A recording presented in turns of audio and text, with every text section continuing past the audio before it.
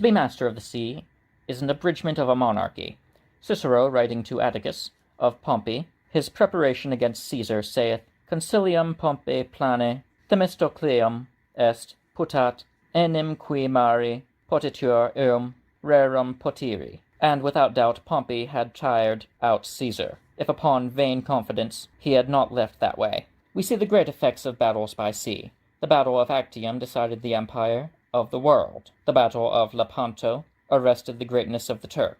There be many examples where sea fights have been final to the war. But this is when princes or states have set up their rest upon the battles. But thus much is certain, that he that commands the sea is at great liberty, and may take as much and as little of the war as he will, whereas those that be strongest by land are many times nevertheless in great straits. Surely at this day, with us of Europe, the vantage of strength at sea, which is one of the principal dowries of this kingdom of Great Britain, is great, both because most of the kingdoms of Europe are not merely inland, but girt with the sea, most part of their compass, and because the wealth of both Indies seems in great part but an accessory to the command of the seas. The wars of latter ages seem to be made in the dark in respect to glory and honor, which reflected upon men from the wars in the ancient time.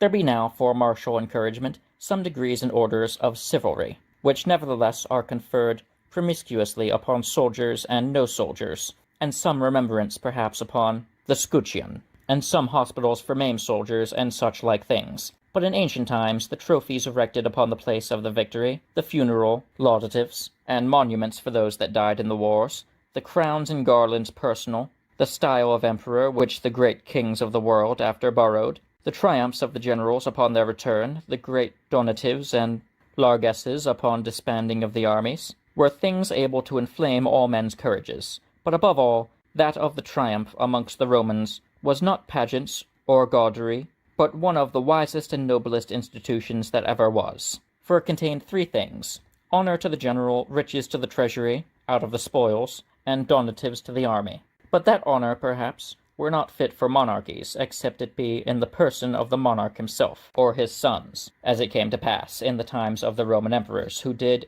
impropriate the actual triumphs to themselves and their sons for such wars as they did achieve in person, and left only for wars achieved by subjects, some triumphal garments, and ensigns to the general. To conclude, no man can, by caretaking, as the Scripture saith, add a cubit to his stature in this little model of a man's body, but in the great frame of kingdoms and commonwealths. It is in the power of princes or estates to add amplitude and greatness to their kingdoms.